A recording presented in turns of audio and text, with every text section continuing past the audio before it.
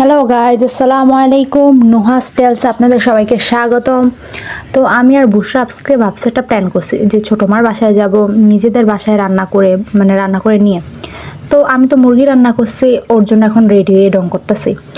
ডং টং করা শেষ, ও নামছে। এখন আমি আর ও চলে যাব, আমরা সবাই যেতেছি ছোটো মার বাসায়। ছোটো মা তো আমাদেরকে দেখে অবাক।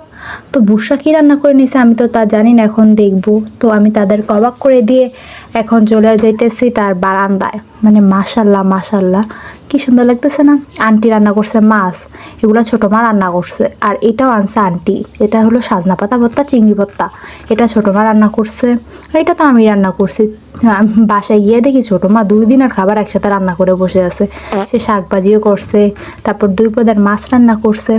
তো আমরা সবাই মিলেমিশে এখন খাওয়া দাওয়া করবো। এদিকে ছেলেদেরকে খাওয়া দিছে, আমার ছেলেদেরকে বেড়ে দিতেছে ডং ডং। আর যে কত ডং দেখবো, তো ডং এইসব ডং এক সাইডে রাখুন। আমি আমার চলে গেছে খালতো ভাইয়ের টেবিলের কাছে।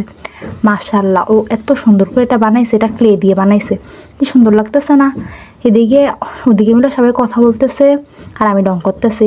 আর এই যে এখন খাইতে বসছি আর লতা আর পুতুলের কথা মনে উঠছে। তো তারা 2 বোন ছাড়া বাকি বোনেরা এদিকে, তাদের কথা মনে করতেছি আর খাইতেছি। এখন খাওয়া দাওয়ার পর ছোটো মা গ্রিন টি দিছে, শখ করে চিনি ছাড়া খাইতে নিছি। মনে হতেছে পানি খেতেছি। তারপর আইসক্রিম খাইছে, এটা খেয়ে নিজের জিহ্বা স্বাদকে ফিরিয়ে আনছে। আইসক্রিম খাওয়ার পরে এখন আবার দিছে তরমুজটাও খাবো। তরমুজটা অনেক মিষ্টি ছিল। তারপর একটু চা, আমি তো চা খাই না, তারা খাইতেছে, আমি একটু রং করলাম।